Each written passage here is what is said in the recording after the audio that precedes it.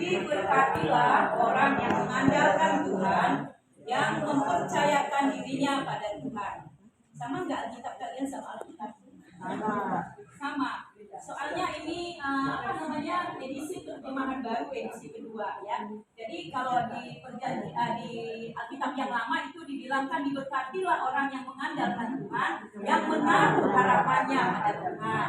Di sini dikatakan yang mempercayakan dirinya pada Tuhan. Jadi lebih jelas lagi ya, menaruh harapan itu, kalau menaruh harapan itu kan menaruh harapan itu tidak belum tentu segenap ya, belum tentu full 100%. Tapi yang mempercayakan dirinya kepada Tuhan, mempercayakan, pasrah ya kan? Pasrah. Kita percaya kepada Tuhan. Nah, itu yang diberkati Tuhan. Nah, malam hari ini kita belajar satu kebenaran firman Tuhan, diberkatilah. Kalau kita mendengar kata-kata diberkati, hati senang ya. Diberkati, coba seperti rumah ini dikasih diberkati kan? Diberkati. Tapi sebenarnya mari kita berubah konsep berpikir kita. Diberkati Tuhan itu bukan tentang materi ya, tetapi tentang hidup yang kekal. Ini perjanjian lama. Di perjanjian baru Yesus sudah menyatakan menggenapi semua firman yang ada dari Kejadian sampai kepada pokoknya batasnya perjanjian lama itu Tuhan sudah genapi di kayu salib. Tetelestai, semua sudah selesai. Hukum Taurat diselesaikan. Lalu apa yang diberkatkan Tuhan kepada kita? Yang diberkatkan Tuhan kepada kita adalah hidupnya. Dirinya sendiri, dia bilang, aku datang, aku memberi hidup, memberinya dalam kelimpahan. Amin. Tuhan sudah memberi dengan segala kelimpahan. Hidup dia diserahkan untuk kita. Darah dia dicurahkan di kayu salib untuk mengampuni dosa kita. Coba kita punya semua harta di dunia ini, tapi kita tidak selamat. Untuk apa? Seperti cerita orang kaya yang ketemu sama Lazarus yang sakit borok-borokan itu, ya kan? Nah, kita tahu kan dia mati kemana kan? Ke tempat yang panas. Sementara Lazarus ada di pangkuan Abraham. Satu kebenaran yang boleh kita ingat malam hari ini, diberkati Tuhan itu adalah tentang bagaimana kita sudah diselamatkan. Amin. Bagaimana kita memperoleh hidup yang kekal. Amin. Kita tidak perlu lagi takut sebab Yesus Kristus sudah ada di dalam kita. Bukti Yesus Kristus sudah ada di dalam kita. Salah satunya dengan Pak Ali menghadirkan kehadiran Tuhan di tempat ini. Ketika dia mau memasuki rumah baru, dia tahu semua ini karena Tuhan. Dan saya mau bersyukur kepada Tuhan bersama orang-orang yang disayangi. Amin. Itulah bukti rasa syukur kita, diberkatinya Tuhan itu. Kita mengenal dia. Selalu apapun yang kita lakukan, kita mengingat Tuhan. Kita mengandalkan Tuhan. Pertama-tama yang kita lakukan, kita mengingat Tuhan. Amin, saudaraku. Tuhan sangat sedih loh kalau sakit. Hari pertama-tama apa? Dokter, bener Ibu. Harusnya kita siapa dok? Ngomongnya gampang kan? Coba kalau sakit tiba-tiba curug tulang. Tulangnya hebat di mana? Gitu kan? Nggak, Tuhan Yesus. Di sini ada kuasa gitu loh. Sejak kita ditebus darah Yesus, kita dijadikan anaknya, Tuhan bilang loh, di dalam dirimu ada kuasa. Sebab kita ada Roh Kudus kan. Tinggal bilang kan, sejauh doa, kuasa itu ada di mulutmu. Dalam nama Yesus, aku jauhkan segala hal yang buruk dari kakiku. Dalam nama Yesus, aku sembuh. Dalam nama Yesus, segampang itu loh. Tapi kadang-kadang kita suka cari yang sulit kan. Setelah mentok, baru kita cari Tuhan. Ya apa ya? Bertobat dong malam hari ini ya. Enak banget loh punya Yesus itu. Enak banget, sungguh enak banget. Aku boleh mengatakan sekarang ini, benar yang dikatakan oleh Yosua. Kita adalah orang yang beruntung. Janganlah kau menyimpang ke kanan atau ke kiri supaya hidupmu beruntung. Benar-benar beruntung. Kemanapun kita pergi, coba kalau Yesus ada di kita, ada sukacita. Amin. Kita nggak pernah ketemu orang. Tadi saya ketemu sama ada 3 orang. Baru ketemu di depan, saya rumah. Kok bisa begitu? Ya, dunia sekarang kan, gue agak kenal, ya. Tapi Kristus begitu. Kau saudaraku, gitu kan? Biar kita kenal, gitu loh. Itu yang nggak bisa disembunyikan, kita sebagai anak Tuhan. Nah, hal ini yang boleh memampukan kita membawa cita lingkungan kita, membawa damai sejahtera dalam kita, keuntungan jadi anak Tuhan. Jadi kalau kita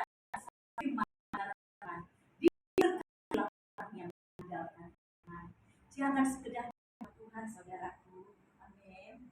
Jangan sekedar aku tahu Yesus. Oh, aku ke gereja. Mana gerejamu? Oh, di Betani. Oh, di GKI. Oh, di GPJI. Di mana-mana gitu loh.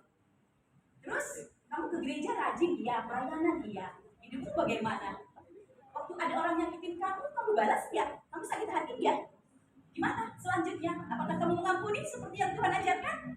Mbak Tri, ya dia gitu macam lupa. Oh, sudah nyakitin aku, pikir lagi gini-gini. Beri memang jadi anak Tuhan. Itulah yang Tuhan, jika kamu mau jadi muridku, pikullah salib, sangkal diri. Gak enak. Tuhan Yesus pun gak enak sampai di kayu salib. Tapi kita ajarkan untuk melakukannya, mengampuni, stylenya.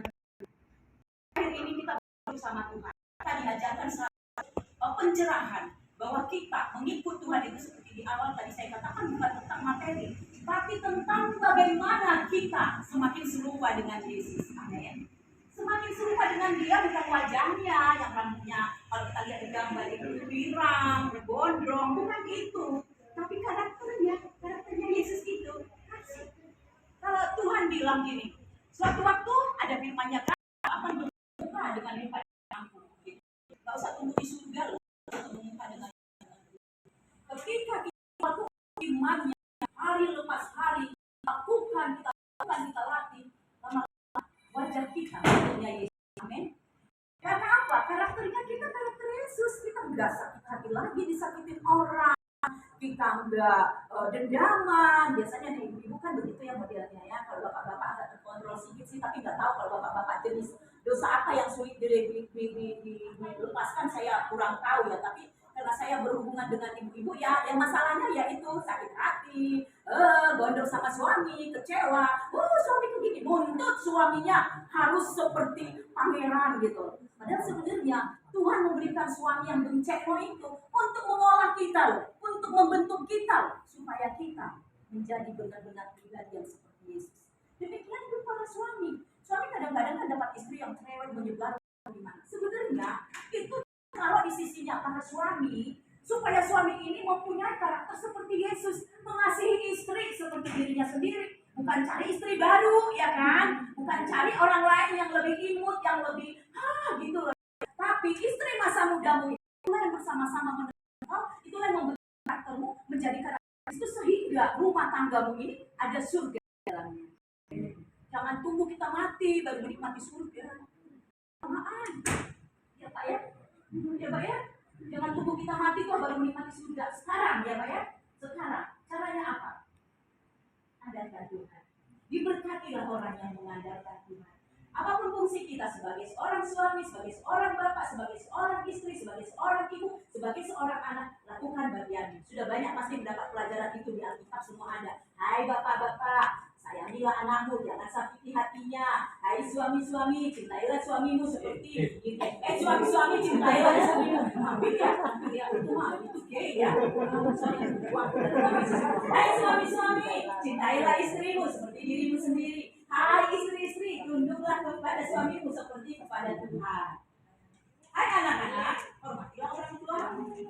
Iya kan? Kalau kita lakukan bagian kita semua masing-masing seperti apa yang Tuhan firmankan, tentu kita adalah orang yang berbahagia dan saat itu surga ada di rumah kita.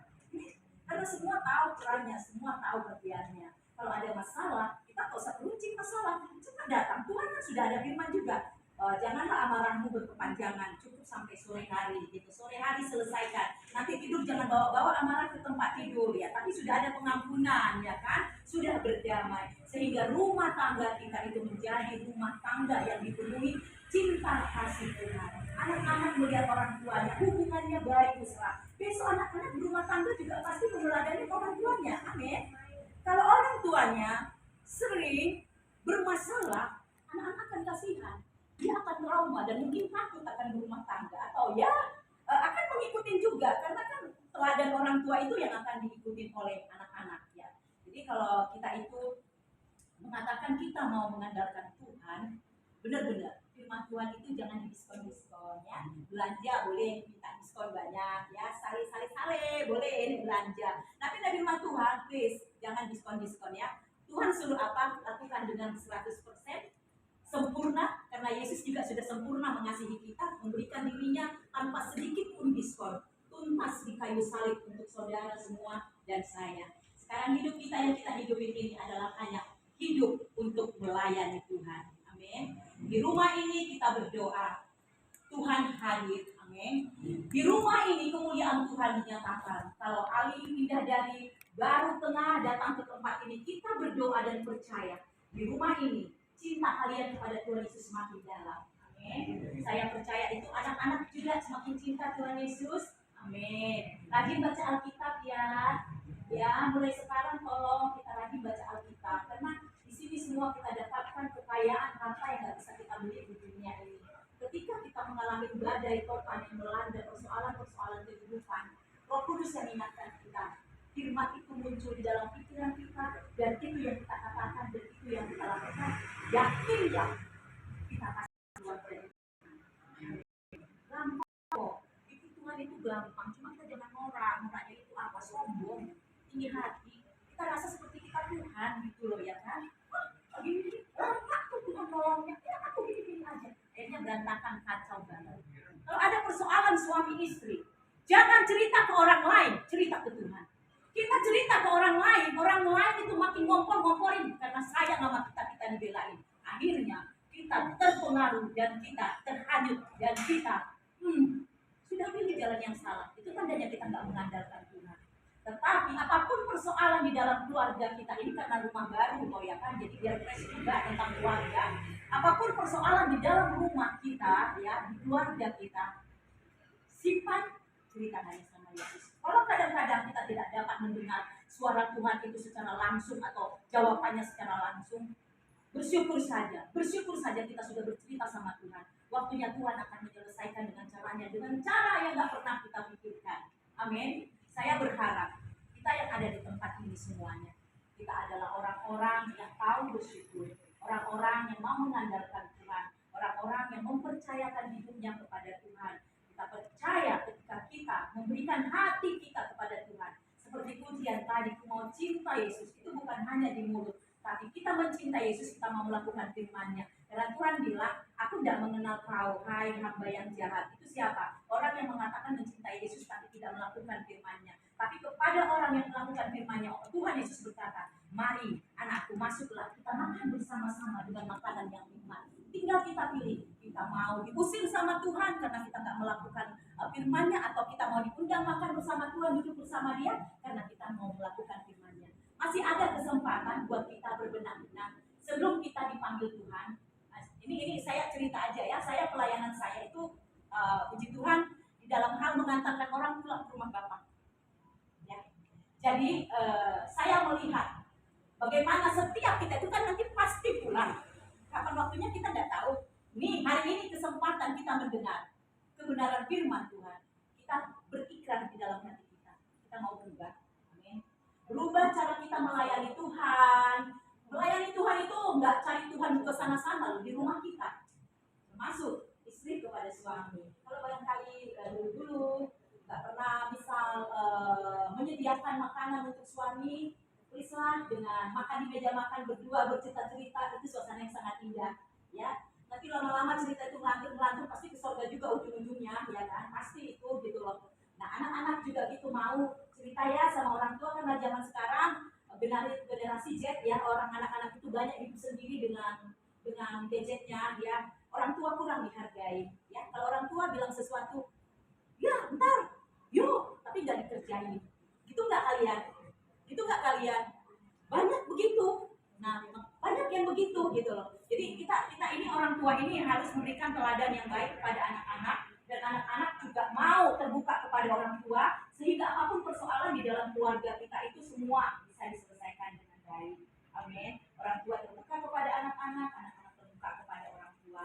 Malam hari ini kita bersyukur, doa dan harapan saya keluarga di tempat ini memasuki rumah baru ini memulai dengan sesuatu yang baru. Mulai hari ini benar-benar mengandalkan Tuhan, percaya kepada Tuhan, melakukan bisnis semua dimulai dalam nama Yesus. Memutuskan segala keputusan-keputusan penting, sebut nama Yesus terlebih dahulu. Ya, mau keluar rumah berdoa, sebut nama Yesus supaya kita dipertemukan dengan orang benar dan tepat. Ya, mau masuk rumah bersyukur sama Tuhan, masuk dalam keadaan sukacita, hal-hal buruk kita tinggalkan di luar, kita masuk keadaan yang penuh kasih dan damai sejahtera Tuhan. Puji Tuhan, baiklah malam hari ini firman Tuhan gak usah banyak-banyak karena rasanya sudah cukup, ringkas saja, tapi semua boleh kita simpan di hati kita dan kita lakukan. Amin. Terus memberkati. Nyanyi terakhir, kita akan tutup doa buat